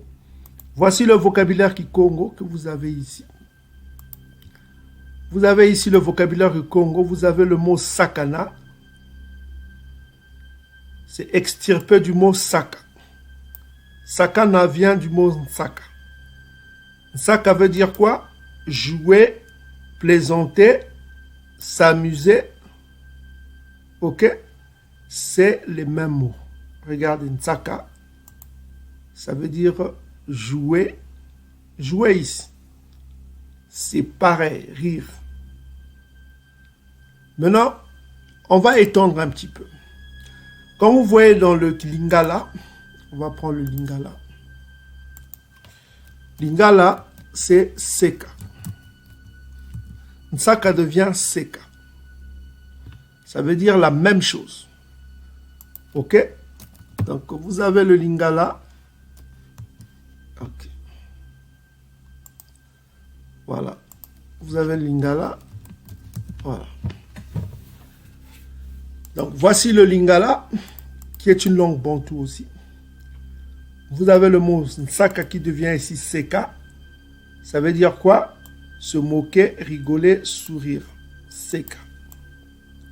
Se moquer, rire, souvenir. Seka. Nsaka chez les Congo, Seka en Lingala, c'est rire, se moquer, rigoler. Donc, vous avez la même définition qui concerne le mot de Ntsaka de Isaac. Donc, vous voyez que Isaac fait partie de ce peuple. Fait partie de ce peuple. Il n'y a pas l'ombre d'un doute. On ne peut pas avoir des gens qui ont le même vocabulaire, qui parlent. Parce que ce mot Ntsaka veut dire rire aussi. Ntsaka Regardez ici. D'où vient ce mot-là? Ça vient de 2 versets bibliques. Donc, le père Abal, Abraham tomba sur sa face, il rit. Le verbe rire ici, c'est ntsaka. Il rigola. Ntsaka, ça peut se prononcer ntsaka ou ntseka. Donc, vous avez la prononciation, ça veut dire ntsaka ou ntseka. C'est pourquoi en lingala, eux, ils prononcent ntseka. Chez les Congos, ils prononcent ntsaka. Ça veut dire jouer, ça veut dire rire. Et vous avez la définition qui Congo, plaisanter, ça veut dire plaisanter aussi. Plaisanter, ça veut dire rire. Quand vous prenez le mot plaisanter, ne vous trompez pas. Plaisanter, plaisanter. Donc, plaisanter, ça veut dire rire. Donc, vous voyez, plaisanter, ça veut dire rire. Ok? Plaisanter veut dire rire. C'est la même chose. Donc, c'est pourquoi je vous dis, chez les Congos, Nsaka ou Sakana, ça veut dire jouer, plaisanter ou rire de son, se divertir, s'amuser, s'égayer, récréer, plaisanter avec, s'amuser, jouer. Voilà, ça c'est Nsaka. Donc vous voyez, la prononciation diffère chez les Bantous, les uns et les autres. Certains Bantous prononcent le mot d'Isaac, ça peut dire Nsaka. Ok? Ça vient de Nsaka. Ça c'est l'origine du mot Isaac, ça vient de Nsaka. Maintenant, le mot d'Isaac est là. Parce que ça, c'est la racine du mot Isaac. Le mot Isaac, ça vient de ce mot-là. Isaac. Ok, ça, c'est la racine. Isaac vient de Yi, c'est l'action. C'est le yod qui indique l'action. Et vous avez le verbe, Ntsaka. Donc, son nom n'était pas Isaac, c'était Yintsaka. Yintsaka. Yintsaka ou Yinseka. Parce que son nom veut dire « il rigole ». Donc, l'action de rigoler. Yitzaka, Yinsaka. Yinsaka ou Yinseka. Donc, vous pouvez prononcer Yinsaka, Yinseka. La racine de ce mot, c'est Nsaka. La racine de ce mot, c'est Nsaka, qui veut dire quoi? Rire. Parce que son père avait ri dans Genèse chapitre 17, quand on avait annoncé qu'il aura un enfant. Et sa mère aussi a ri dans Genèse chapitre 18, verset 12. Donc son père et sa mère étaient tellement âgés qu'ils ont pris cela comme une plaisanterie. Vous comprenez? Comment nous sommes aussi vieux comme ça, on peut avoir des enfants. Quand on les a annoncé la naissance d'un enfant. Ils étaient sceptiques, ils ont rigolé. Ils ont plaisanté, quoi. Ils ont trouvé que c'est pas normal, nous sommes déjà âgés, on ne peut plus avoir d'enfants. Et malheureusement, ils ont ignoré la puissance de l'archange Congo qui les avait annoncé cela. Ok? Donc, pour comprendre le mot Isaac, vous avez deux prononciations. Vous avez la prononciation lingalophone, Seka, Yitseka. Vous prononcez d'ici Yinsaka. Donc, tous convergent vers un seul mot. Vous voyez, ce n'est pas hasard, ce n'est pas une coïncidence. Seuls les rebelles bantous qui vont vers l'égyptologie, qui vont vers le vaudou, on ne peut rien faire pour ces gens-là. Ils ne savent pas ce qui les attend. Ils ne savent pas. S'ils ne se réveillent pas, s'ils ne se repentent pas, on ne peut rien faire. L'archange Congo nous a envoyé pour vous donner ces messages. Si vous ne vous réveillez pas, tant pis pour vous. On ne peut rien faire. Le jour du jugement va venir. Matthieu 19, verset 28. Le peuple bantou va être jugé dans votre Nouveau Testament. Hein. Il y a un jugement qui attend le peuple bantou. L'archange Congo revient, l'ange de l'Alliance vient pour juger. Malachie chapitre 3, verset 5. De 3 à 5, on dit bien que je viens pour vous juger, vous qui, le peuple bantou. Donc, réveillez-vous. Réveillez-vous, ne peut plus. Réveillez-vous. Réveillez-vous. Ça, c'est une preuve. Je dirais même c'est la preuve la plus parfaite. Le nom d'Isaac, c'est tellement préservé, c'est tellement beau. Ntsaka. Donc, son nom n'était pas... La racine de son nom, c'est Ntsaka. Son nom n'était pas Isaac, c'était Yinsaka ou Yiseka. Est-ce que vous avez compris? Pourquoi je vous dis cela? Allons dans le Nouveau Testament pour comprendre le rôle d'Isaac dans ces derniers temps. Vous devez comprendre qui est Isaac. Romains chapitre 9, verset 3. Car je voudrais moi-même être anathème et séparé de Isaïa, pour mes frères, mes parents selon la chair. Donc, Paul, là dont vous parlez, là, il était issu de ce peuple, dont le vocabulaire était Ntsaka ou Seka. Est-ce que vous commencez à comprendre? Parce que les patriarches ont prononcé ce mot, on vient de le voir tout à l'heure, dans la racine de ce mot Ntsaka, ça a été prononcé où? Depuis la Genèse, Genèse chapitre 17, Abraham et Sarah prononçaient ce vocabulaire Seka Ntsaka. C'est le même vocabulaire qu'utilisent leur progéniture au-delà du fleuve de l'Éthiopie. Donc Dieu a dit que mon peuple est dispersé au-delà du fleuve de l'Éthiopie. Donc vous trouvez cela un hasard? Oh mon peuple, si vous ne vous réveillez pas, vous allez périr. C'est une coïncidence, franchement. C'est une coïncidence. Vous les Congos qui disaient Ntsaka tous les jours, Ntsaka qui veut dire un jeu, qui veut dire une compétition, un jeu, une plaisanterie. Vous connaissez ce mot, on le prononce tous les jours en Kikongo.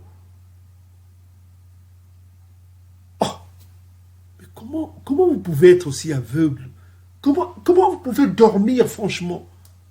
C'est de la folie, ça, franchement. Vous croyez qu'en Afrique de l'Ouest, on prononce ces mots-là?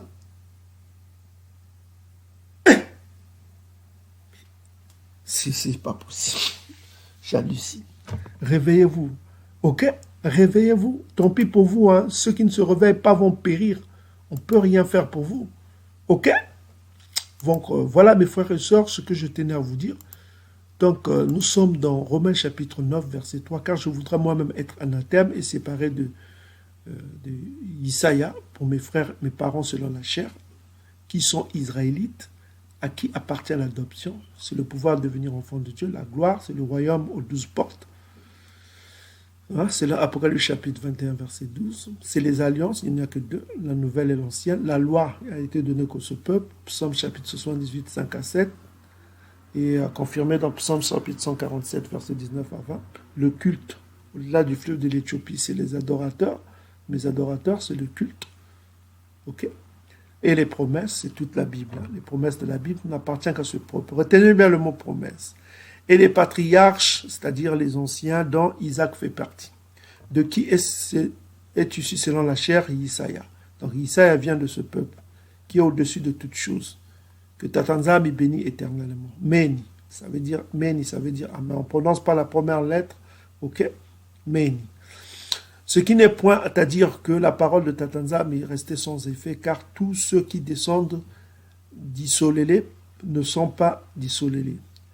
Et pour être de la postérité d'Abana, ils ne sont pas tous les enfants, ses enfants. Ok? Donc tous ne sont pas les enfants de Tatanzami. Mais il est dit, qui sont les enfants de Tatanzami? Tout, parce que Aban avait eu Ishmaël aussi comme enfant. Donc tous ne sont pas les enfants de Tatanzami. Mais qui sont les enfants de Tatanzami?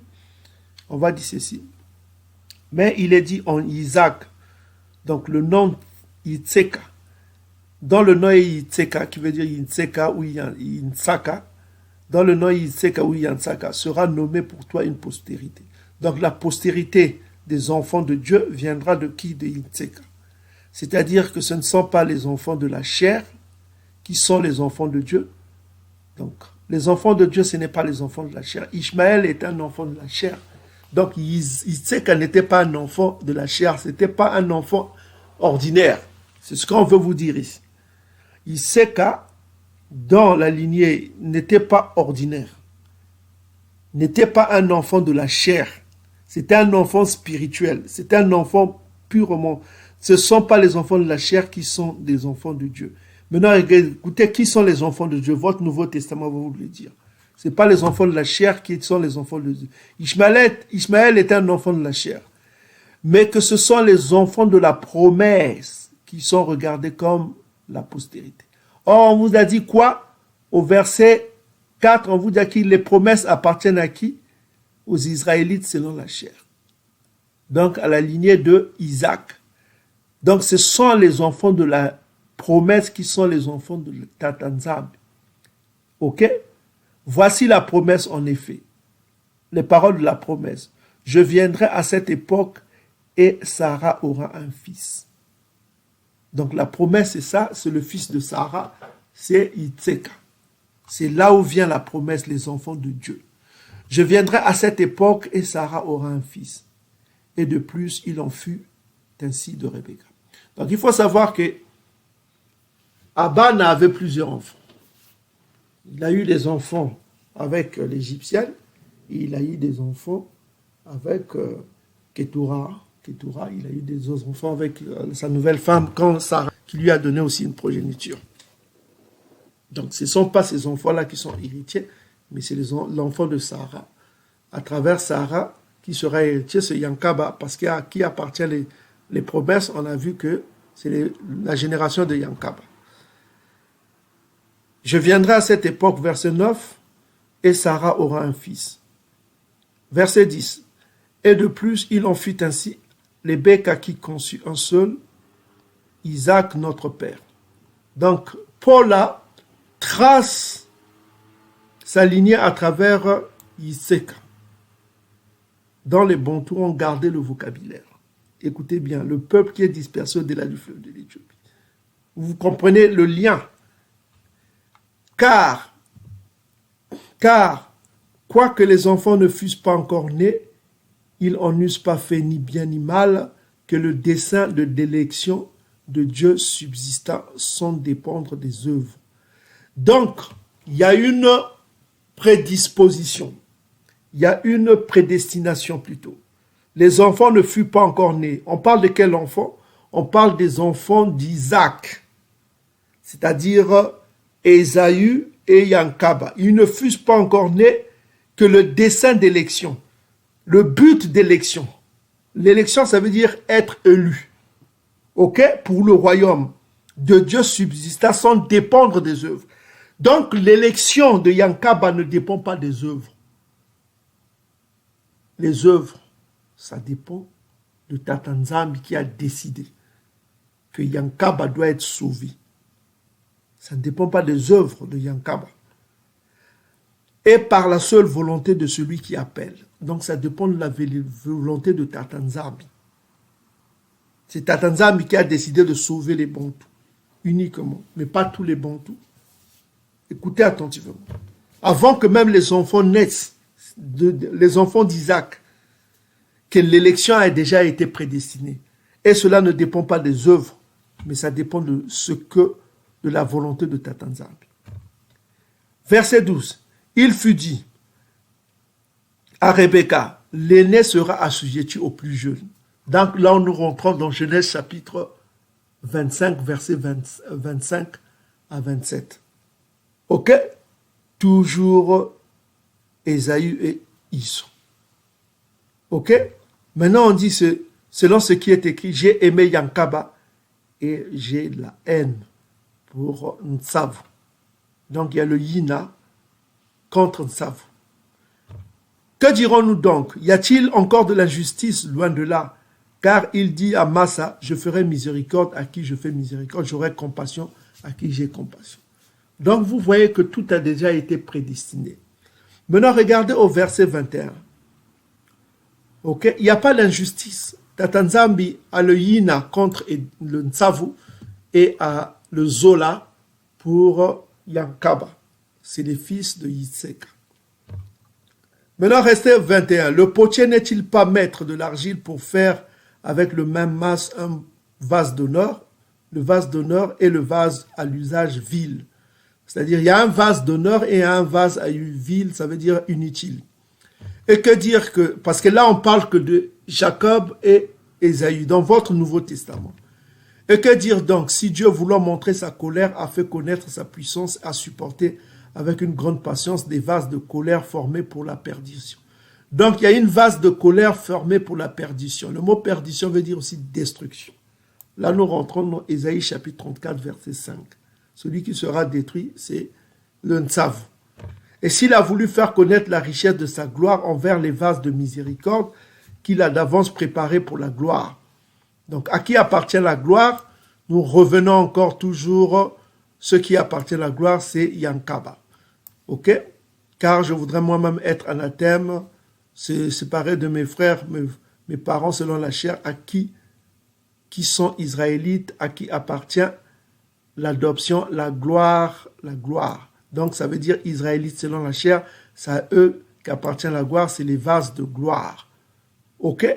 Mais où sont ces vases de gloire dans les derniers temps? On va finir avec ça. Regardez la beauté des Écritures. Hein. Tout est lié, c'est précepte après précepte. Sophonie chapitre 3, verset 20. 3, verset 10. D'au-delà des fleuves de couche, mes adorateurs, mes dispersés, mon peuple dispersé dans les versions anciennes, m'apporteront des offrandes qui sont les exigences de la loi mosaïque. En ce temps-là, tu n'auras plus à avoir honte, pas rougir, de toutes les actions par lesquelles tu as péché contre moi, dit Tatanzan. Car j'ôterai du milieu de toi tous ceux qui triomphaient avec arrogance, tu t'enorgueilleras plus sur ma montagne sainte. Ok? Ok, voilà. Donc, au verset 11, 20, ce qui nous intéresse. En ce temps-là, je vous ramènerai.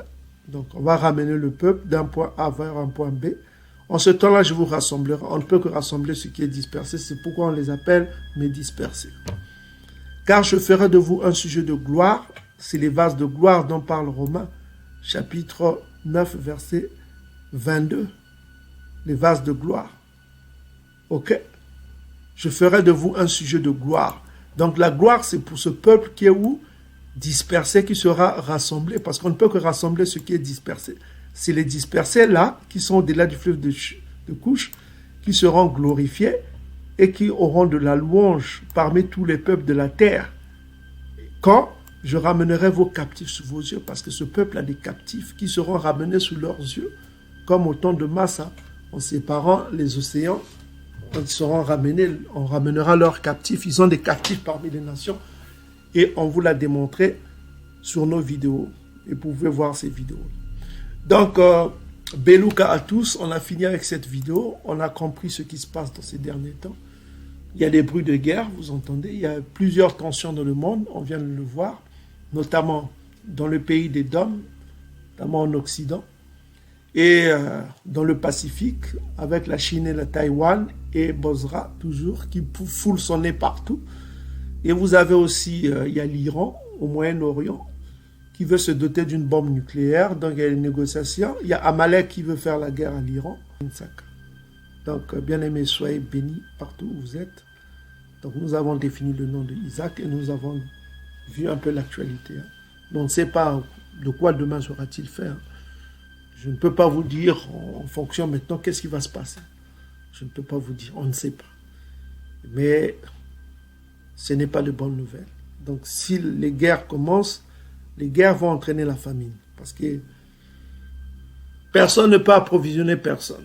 Donc vous qui vivez dans les grandes villes édomites, il n'y a pas la possibilité de faire des champs. Tout le monde dépend des marchandises qui viennent dans les supermarchés. Si les supermarchés sont vides, tu fais quoi? Tu manges quoi? Eh ben, tu vas mourir. Donc faites des économies et des choses simples chez vous et des pâtes d'arachide, hein, ou 7 pâtes d'arachide chez vous au cas où vous pouvez manger des pâtes d'arachide pour survivre. Mangez petit à petit avec votre famille, tout ça. Comme pâtes d'arachide, ça permet de survivre. Ok? Pâtes d'arachide, il faut avoir de l'ail pour se soigner éventuellement. Il faut avoir du miel, ok, du pur miel, hein, pas du miel. Le plus cher que vous trouverez, c'est le plus bon. Le miel. Si vous avez un gros pot, investissez dans le miel. Parce que ça peut vous aider en cas de maladie pour vous soigner vite. Ok? C'est un bactéricide, c'est un antibiotique très efficace. Ok? Vous pouvez aussi avoir... il faut avoir de l'ail. C'est un antibiotique aussi efficace en cas de maladie, en cas de pépin, tout ça. Donc vous pouvez avoir... des choses simples chez vous, le clou de girofle. Clou de girofle, hein, c'est très simple, c'est bon. Vous avez des maux de dents, si vous ne brossez pas trop le dent, il n'y a plus de dentifrice partout. Vous pouvez vous soigner avec ça, pour éviter des maux de tête, tout ça comme ça. Et puis c'est un antibiotique aussi efficace. Donc, et des trucs simples chez vous, faites des approvisionnements comme ça, en cas où. Ok? Des petites choses. Des pâtes d'arachide, c'est mieux. Et puis, ayez toujours la radio à côté de vous pour écouter les infos en cas de coupure d'électricité, de tout ça comme ça. On ne sait pas ce qui peut arriver. Je ne peux pas vous dire ce qui va arriver. Ok, priez sans cesse. Et si j'ai des informations, de la part du Tout-Puissant, je vous le dirai. S'il y a des informations que je ne peux pas dire, voilà, si on ne me révèle pas, c'est que le Tout-Puissant ne veut pas révéler certaines choses. Il veut une surprise. Que Edom soit surpris. Donc, voilà. Parce que c'est le jugement surtout d'Engoï. C'est le temps des fléaux qui va agir. Si on ne me révèle rien, c'est que c'est une surprise. C'est que Yakongo veut que ce soit une surprise contre Edom. Edom ne saura pas. Il sera surpris, quoi. Donc, c'est l'effet de surprise. Donc, mes frères et sœurs, on ne peut pas tout vous dire, on ne sait pas. Je ne sais pas ce qui va arriver. Donc, c'est ce qu'on vous dit dans les précautions où nous sommes. Il y en a qui commencent à fuir. Et puis voilà, ils commencent à fuir, à retourner au-delà du fleuve de Couche. Je ne dis pas que c'est une mauvaise chose. Chacun fait ce qu'il veut. C'est aussi appliqué. Hein? Voilà. C'est une bonne chose pour chacun. Il retrouve. Voilà quoi. Donc, mais moi, je vous dis que si vous voyez que des gens commencent à fuir la maison de Dom, vous aussi fouillez. C'est ce que je vous ai toujours dit. Hein. OK? Donc, voilà quoi. Et puis, c'est tout ce que j'avais à vous dire. Soyez bénis partout où vous êtes. Que Yakongo règne pour l'éternité. Et à la prochaine. Soyez bénis. Salama et salama.